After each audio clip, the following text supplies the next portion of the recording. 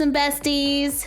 In the comments on our Encanto video, many of you requested a DIY on the skirts. That is a tall order. These skirts are pretty intricate with lots of embroidered details. Sewing isn't exactly my strong suit, but I am up for a challenge and I love learning new things. Let's do a test run with the Aunt Peppa. Her skirt looks pretty simple, orange with a darker band of orange at the bottom. For our model, I'm going to use the Reese Witherspoon doll from A Wrinkle in Time because she has this large smile. I am going to change her lipstick, which I don't like doing on dolls that I only have one of, but can't really rock this teal green lip color, so. And I added the tiniest touch of green to her eyes. We're doing all this extra work, and this was supposed to be the easy, quick test run. For her skirt, we're going to cut 4 pieces: a waistband, light orange, dark orange, light orange. I'm using cotton fabric. For the waistband, I'm gonna cut 5 inches by 1 1/4.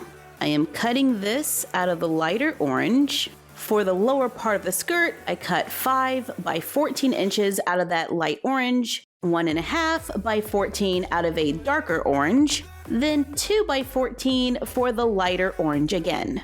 We are going to sew these 3 pieces together. I take the darker orange, lay it at the bottom, and I'm gonna sew a straight line going across, using a 1/4 of an inch seam allowance. Connecting the 2 pieces, I do a zigzag stitch on those edges to stop them from fraying, then flip it over and iron flat. Then take the last strip of orange, line it up onto the edge of the darker orange, and sew down. We can use pins to help hold everything in place. Then sew a straight line, followed by a zigzag. Then iron. Now let's decorate it a little. I'm gonna use some of those fancy stitches on my machine. Before we get started, I did some test runs on a scrap of fabric so I can find out what settings I like and how it will look on this fabric. I'm using a burgundy thread so it stands out, and I just tried to keep it as straight as I could. Let's add another pattern on the inside, going right down the center. Then another pattern on the sides. This looks pretty cool.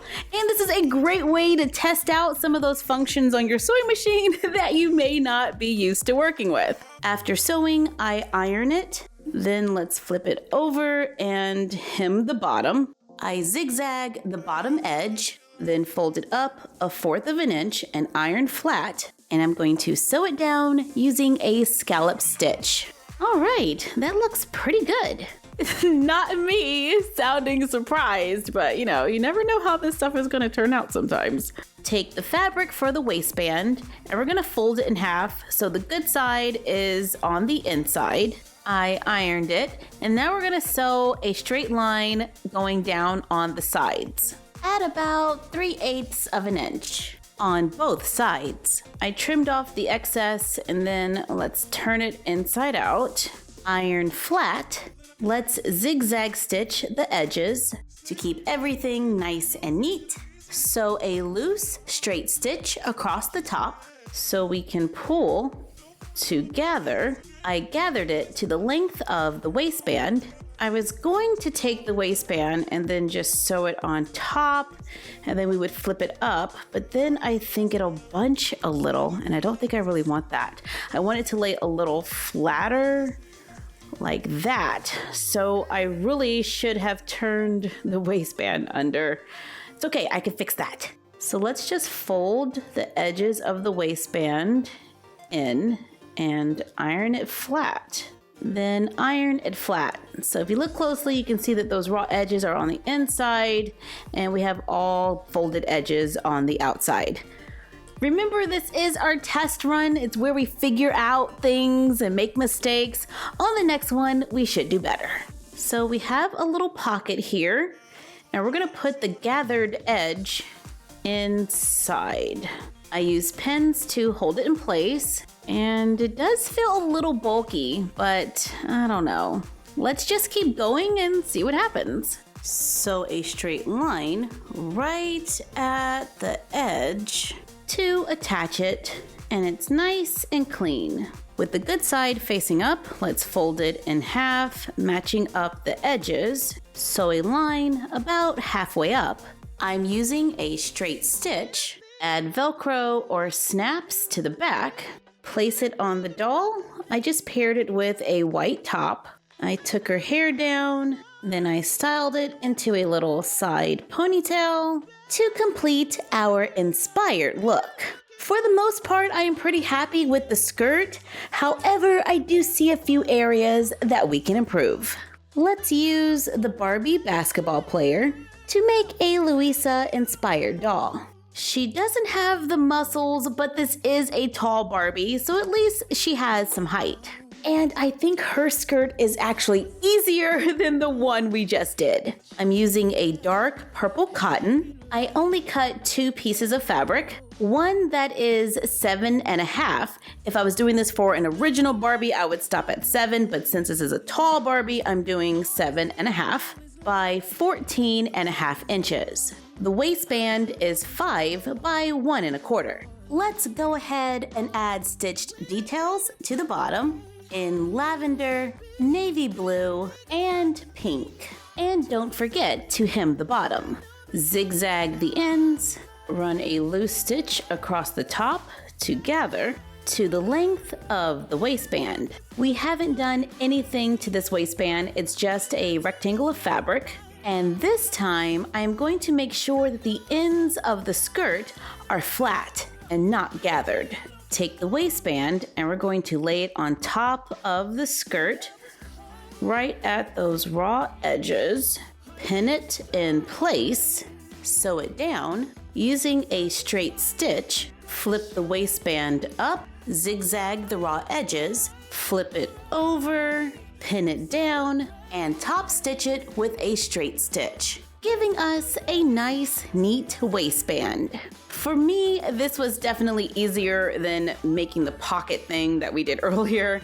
So yeah, I'm gonna use this method. And by keeping it flat on the ends, it will make it easier to attach the Velcro and fold it over so we have a nice clean finish. Before we close it up, I am hand stitching a few details onto the bottom of the skirt. I am just making some little squares. So you don't have to use a sewing machine for everything, it can be done by hand. With the good side facing up, let's fold it in half, line up those edges, sew halfway up, flip it right side out. I fold over one end, sew on Velcro, then sew the other piece onto the other side, right at the raw edge, to make Luisa's skirt. And this time, it's a lot neater in the back than it was with our first one. This was actually pretty easy, pretty fast. The sewing machine did most of the work, and it was just a matter of time going back and forth doing all of those lines. I dressed the doll in a white t-shirt, braid the side of her hair, then I styled the rest of her hair in a bun, and I'm using a needle and thread to hold it in place. Let's add a Barbie headband for Luisa's inspired look. Then I changed the aunt's top to this Sparkle Girls top. The lace at the bottom reminded me of her earrings. And I put her hair behind her back and used a rubber band. This doll has oddly layered hair, like the front 2 pieces are really long, then it's kind of short in the back. I am not skilled enough to braid it, so yeah, we just did this. But I think we totally got the hang of the skirt, so let's try another one. Here is our Dolores inspired doll. We used a sew-and-style Barbie because I just love the curls. I'm using a red cotton. I cut a 7 by 15 inch rectangle, a 5 by 1.25 inch waistband, zigzag the edges, hem the bottom, sew on details like yellow stripes. I added a little red for some subtle texture, and I added a little touch of pink. Then assemble, just like we did for Luisa's skirt, to make a skirt inspired by Dolores. Here she is with her skirt and a white t-shirt. In the comments, many of you thought that we should switch Dolores' top for the one we used for Mirabelle. And you were right! That is cute. For Mirabelle's skirt, we're using 3 different colors. I cut the waistband and the top layer of the skirt out of the same color. It's a teal, and this one is 5 inches by 1 1/4, and this is 2 inches by 10. I cut a slightly darker teal, and this one is 2.5 by 15.5. Then a dark blue at 21 3 inches. Zigzag stitch the edges on each strip. On the bottom piece, hem the bottom. I used a decorative stitch in a lighter blue, then gather it at the top to the length of the next strip. I pinned it together, making sure the good side is on the inside. Sew them together using a straight stitch to connect them. Top stitch it near the edge to make it lay flat. Then gather the top of the next one, pin it to the next layer, then sew a straight stitch. Fold it over and top stitch. Gather the top and attach the waistband, giving us a blank canvas for a lot of stitching. I went ahead and made one in lavender too because we are just going off the rails here and taking lots of artistic liberties. I know this isn't Isabella's dress design, but you know what? We're gonna do it anyway. Now I'm using embroidery floss to stitch on some details. Her skirt is like so intricate, so I don't think we're gonna get like an exact replica or anything. But if we can just capture a few elements, like some squiggly lines and butterflies, and you really can just do whatever you want and make it your own. And I am trying my best to write her name at the top of this skirt. And when in doubt, I just add flowers. Lots and lots of little flowers. Let's stitch a fake or faux tassel at the bottom. We actually need quite a few of these going around the bottom. Don't pay attention to my chipped nail polish, but I made a couple of lines, and then I'm gonna go up near the top, like right about there, then go over and go through all of those little threads. And we're gonna pull that and try to make it look like there's a little knot at the top by doing this a few times to give the illusion of a tassel. Once you feel like you're pretty good, we can just go ahead and sew it up like the other ones and add the Velcro. We gave her the white shirt we originally had on Dolores to finish her look. Isabella's skirt is completely the wrong shape, but we're just gonna go with it. And I'm gonna plan out where I want things to go this time. So we're gonna use a pencil and just lightly sketch where we want a few flowers to be, because that's all we have to make for her dress is flowers for her skirt. I have pink embroidery floss. I've already threaded the needle and I tied a knot in the end. Hold the fabric tight. I start from the back, pull the thread through, then go in at a center point. Then just repeat. Over and over and over.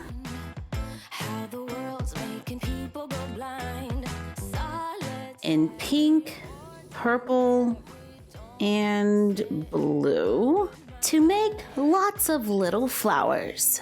If we want to turn some of these little star flowers into roses, Just bring the needle up right by the center, then go around the flower, going under, over this one, then under the next, over, under, oops, right there, under, over, under, and since it's an odd number, you can just keep going around and around and around, repeating this over and under situation to make the rose, giving us another flower to decorate the skirt with. Sew on the Velcro to make an Isabella inspired skirt. And of course, you can always make tops to match. But that was a lot of sewing for me. I mean, seriously, the hand stitching took the longest. The other skirts were super easy. I'm talking like about an hour, hour and a half to make. But all that embroidery work, that was hours. For me, anyway. You could be super fast at stitching and get this done in no time.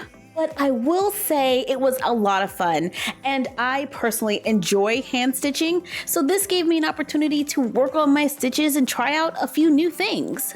Thank you for joining us while we made these Encanto inspired skirts. Like, comment, share, and subscribe.